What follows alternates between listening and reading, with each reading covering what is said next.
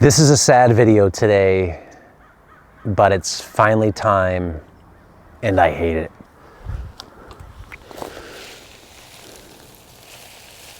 Thanks for watching the video today. I'm Diego, D-I-E-G-O, and my goal is to help you streamline gardening, make it easier to garden for busy people.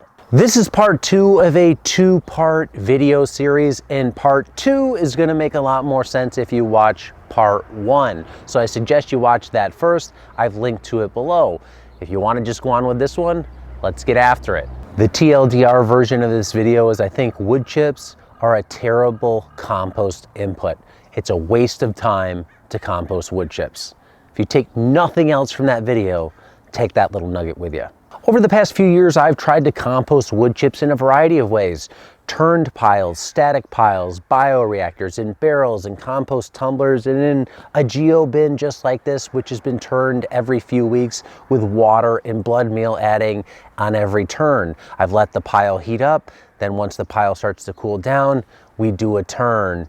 Long story short, for as long as this pile's been sitting here, 7 months or so, it just hasn't broken down that much at all. Much of what's in here still looks a lot like wood chips, and it's frustrating. And it's sad because I really love using wood chips in the garden, and I really want to be able to find a way to make compost out of wood chips because I can get so many of them locally for free, and I know they're not sprayed or tainted with any sort of chemical. So I've been trying to find this holy grail, this way where I can take wood chips and compost them quickly, and I've realized it just doesn't exist. I mean, this must be how Cleveland Browns fans feel every year. Hey, this is our year. It's finally the one, Super Bowl bound. And then you're like, no, factory of sadness, just another typical Browns season. Jets too, I haven't forgot about you. I know how it feels. Now, that's not to say that they can't be broken down on a home scale, because they definitely can. The key is just time. And I was trying to compress that time into a shorter time period and speed it up. And I don't think that's possible without using a lot of resources and inputs like I referenced in part 1 of this video. If we think about how to compost wood chips on a home scale successfully, what would that look like? It would look like making a pile and then just walking away. And then come back, oh, look at this, years later, look what we have, really nice compost in the center of that aisle. So we're talking year scale time, not weeks or month time. And I think that's too long for most people. So who are wood chips right to compost for? If you're somebody who lives in an environment where wood chips naturally break down really quickly, use the edge that nature gives you. Maybe the Pacific Northwest, maybe a more tropical climate, something like that. I'm hot, semi-arid, wood chips want to break down slowly here, I need to add a lot of water. Not a good fit for my biome. So if your biome, where you live, in nature, if wood chips break down quickly there, like in a forest, you might have success doing this on your home scale.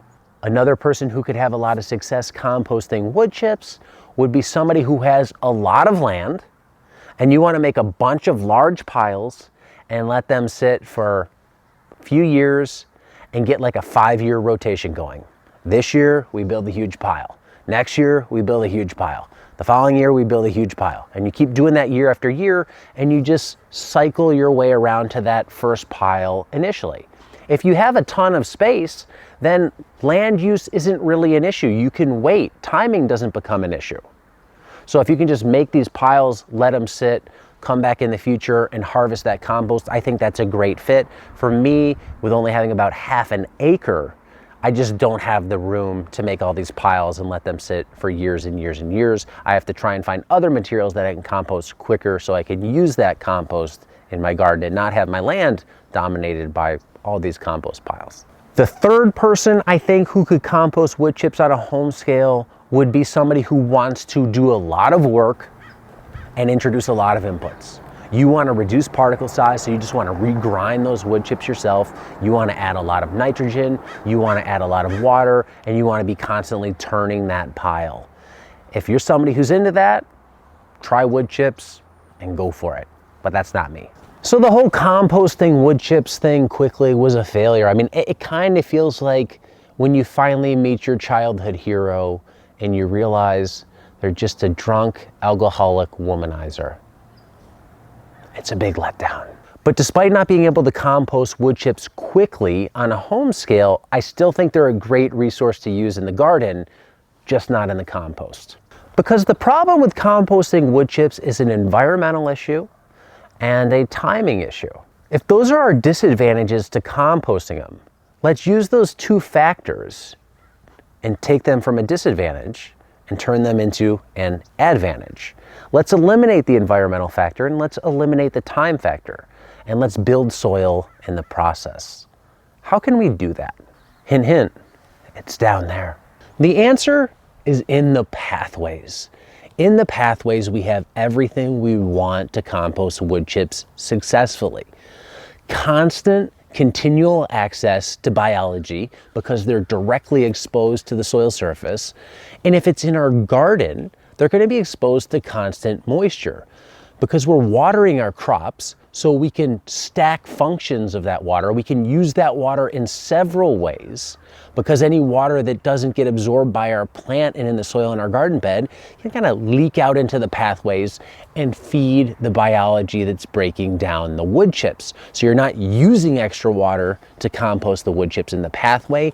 And timing, that's not an issue anymore because the wood chips are providing a function in the pathway. They're suppressing weeds, they're keeping mud down, they're giving it a nice aesthetic in the garden. So if they last a long time in the pathways, who cares? When they do eventually break down to soil, that's great. We can take the pathways, shovel them out onto the garden bed, which is right next to the pathway, so we're not transporting them anywhere, and just put new wood chips back into the path to start the whole process over again.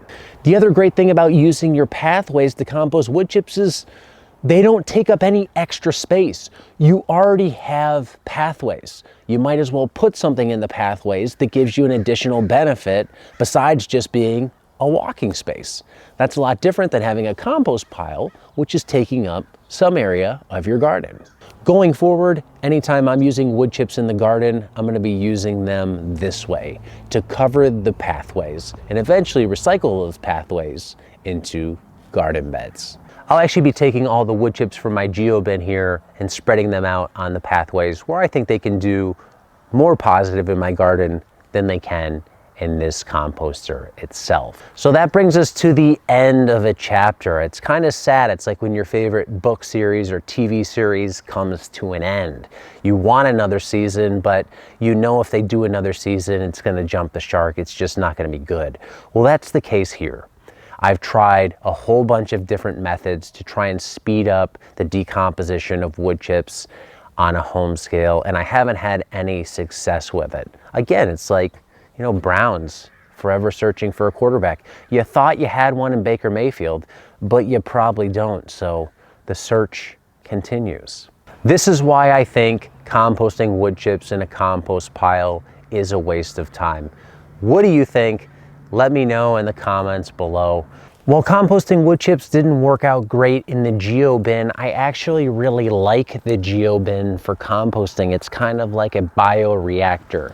And the great thing about it is this plastic exoskeleton really mimics the shell of the bioreactor, just making it into one easy piece. The great thing about these two is when you're not using it, when you're done composting it for a period like I am right now, you can just kind of fold this up like this, roll it up, set it on the ground. It's not going to take up any space. Easy storage. I think it'd make a great Christmas gift for the gardener in your life. So if you're thinking about getting one, consider using the link below. It's an affiliate link, but it helped me out. Thanks for watching, and until next time, be nice, be thankful, and do the work. Thanks for watching the video today. We appreciate that. Watch more great videos right here.